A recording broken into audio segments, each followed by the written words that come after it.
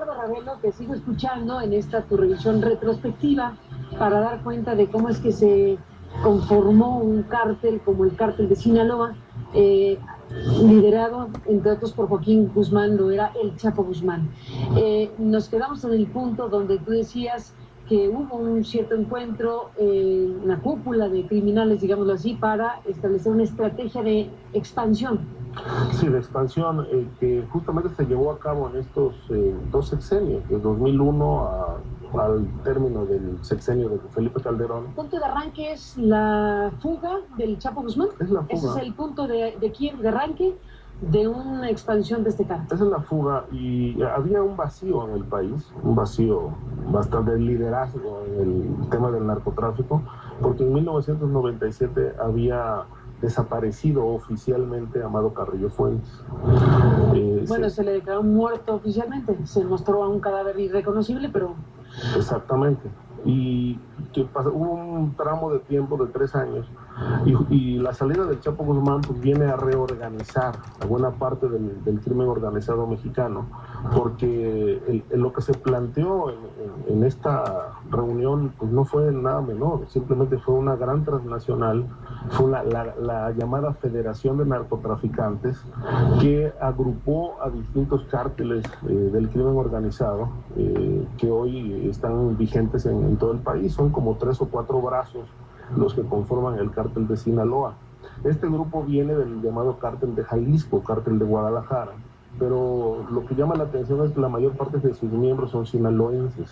Tuvieron su desarrollo en los años 80, parte de los 90, pero a la caída de Félix Gallardo, que es detenido 4 meses después de que toma posesión Carlos Salinas, viene un parteaguas. Entonces se reparte el territorio y Félix Gallardo le otorga a la zona de Baja California de los Arellanos, a otra parte al Chapo, y el resto, bueno, se distribuye entre los distintos grupos. De ahí empiezan las vendetas, las venganzas por ocupar estos territorios codiciados, sobre todo los de la frontera, los de las fronteras con Estados Unidos, y empieza la Gran Guerra.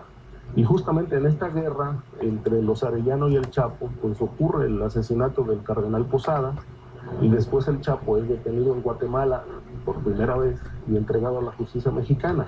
Y permanece preso 8 años, de 1993 a 2001 más o menos, enero de 2001. Y esta otra etapa, de 2001 a la fecha, pues me parece que es la gran expansión y el gran crecimiento, no solamente del personaje, que ya había hecho historia con una fuga espectacular, largamente maquinada dentro de Puente Grande, sino ahora como la gran cabeza en una de las organizaciones quizá más poderosas que haya existido en los últimos años en el mundo.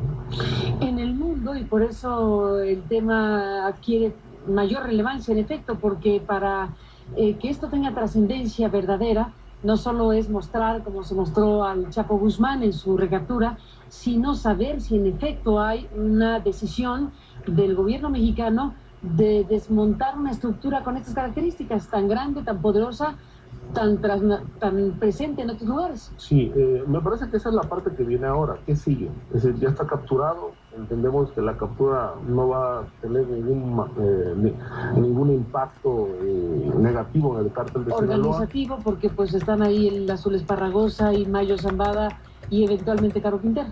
Exactamente, el Mayo Zambada, que incluso... ¿No hay problemas de sucesión? No, digamos que el relevo se da de manera natural, aunque bueno, el gobierno mexicano ya reconocía tiempo atrás al Mayo como el verdadero jefe de la organización.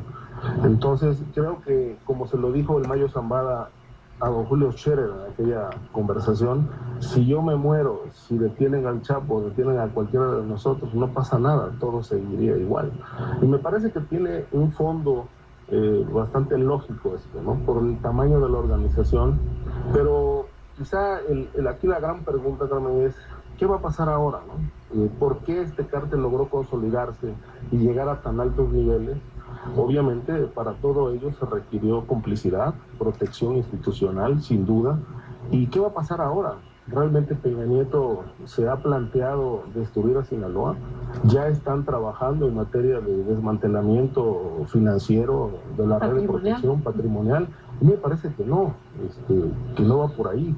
Esta mañana, conversando con el vocero del gobierno federal en la radio, hablando del punto, dijo que había una instrucción presidencial para que se investigara desde las razones, los motivos por los cuales salió por la puerta o por el carrito de lavandería o por la versión que cada quien quiera tomar, el Chapo Guzmán hace 13 años.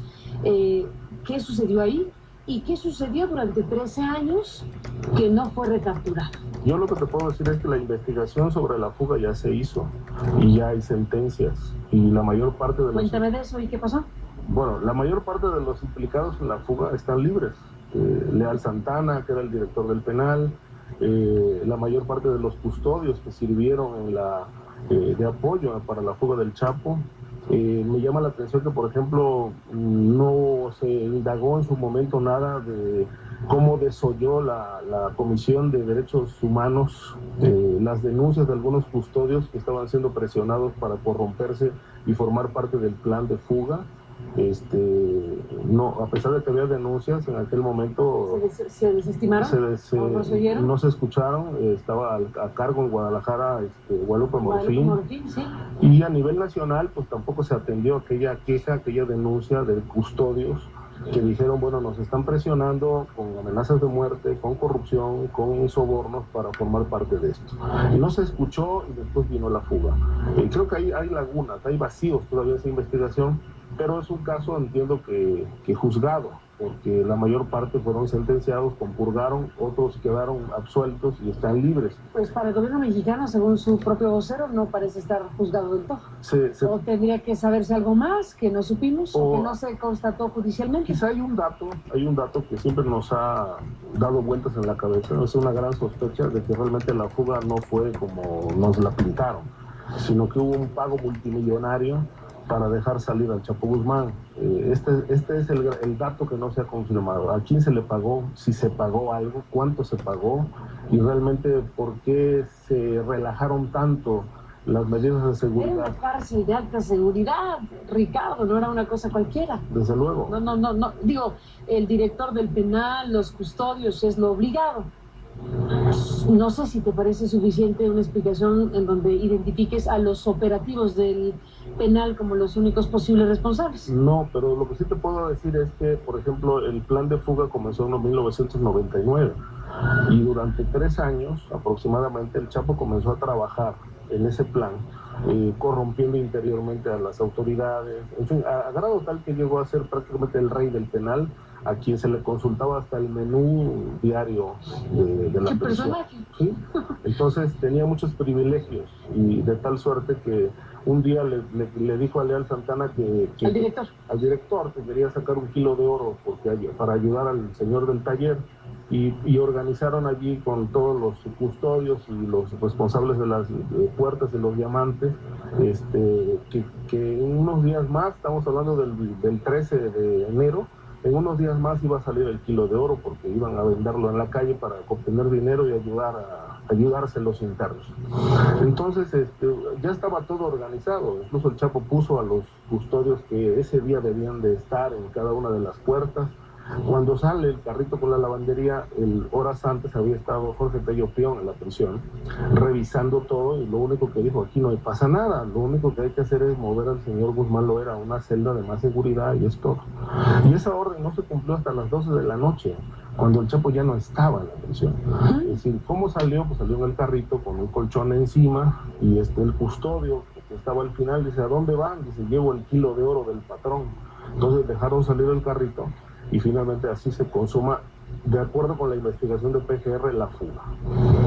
En fin, hay otras versiones, como bien dices, sobre el tema, pero después de la pausa, Ricardo Ravelo, pues entremos nuevamente en la perspectiva que se arroja sobre este momento que vive México y los Estados Unidos también, porque hay que recordar que para los Estados Unidos también ha sido identificado como el capo mayor. Volvemos después de la pausa.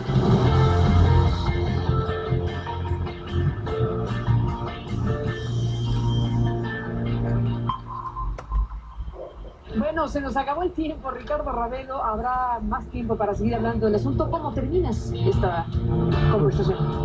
Yo te plantearía, Carmen, que hay dos aspectos que deben de ser determinantes para darle revestir esta captura como algo que pueda tener una repercusión mayor en cuanto a la destrucción de Sinaloa. Es decir, si va a haber realmente una investigación, porque es que realmente se quiere saber cómo, con qué elementos, con qué complicidades contó el Chapo Guzmán para consolidar lo que hizo durante 13 años. Creo que es importante que el gobierno de Peña Nieto dé muestras de esa autolimpieza, porque buena parte se afirma de quienes sirvieron a los intereses del Chapo están en el gobierno. Y por otro lado, ¿qué va a pasar realmente con el relevo? Es decir, Sinaloa se va a mantener como el cártel hegemónico en América Latina, en México, ¿hasta dónde? ¿Tú qué crees? Yo creo que sí, finalmente. Aunque ¿Es una pieza?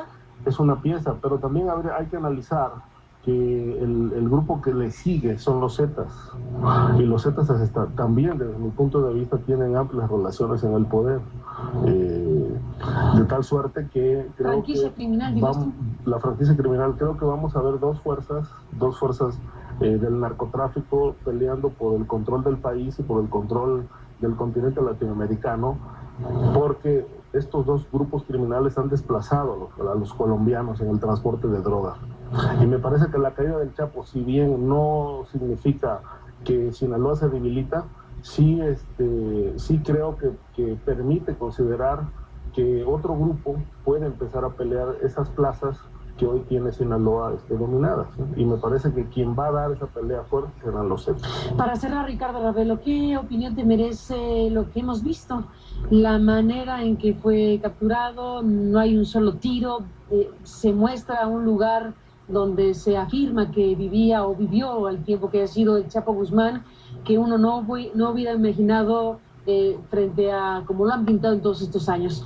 ¿Qué te dice la manera en que suceden las cosas? Mira, a mí me permite dos lecturas por un antecedente. En 2002 el gobierno de Estados Unidos le presentó a Calderón un programa, un proyecto para capturar al Chapo. Había toda una estrategia a desarrollar, pero solamente la podían ejecutar marinos norteamericanos, agentes norteamericanos con equipo norteamericano para intervenir en México. Hablaban justamente de que en 15 minutos podían capturar al Chapo en la Sierra de Sinaloa, pero implicaba pues que había que entrar y operar en el país. Calderón se opuso por temas de seguridad nacional, según se dijo entonces. Esa operación, justamente con algunos detalles distintos, se aplicó la madrugada del sábado, capturaron al Chapo, pero también no se descarta, por lo que se venía escuchando por fuentes de inteligencia, de que también había otro plan, la entrega pactada, la entrega negociada. El hecho de que no haya existido un tiro, un herido, ni siquiera fuerza para poder dominar a los cinturones de seguridad ni nada, pues creo que robustece la versión de que la del Chapo en efecto fue una entrega pactada. Así que, Ricardo Ravelo, pues seguiremos hablando desde luego de todo esto. Te aprecio mucho que hayas acudido a la invitación en CNN en esta ocasión. Gracias, Ricardo Ravelo, y gracias a usted que nos permitió estar con usted, y seguiremos desde luego en el asunto. Pásela bien y hasta luego.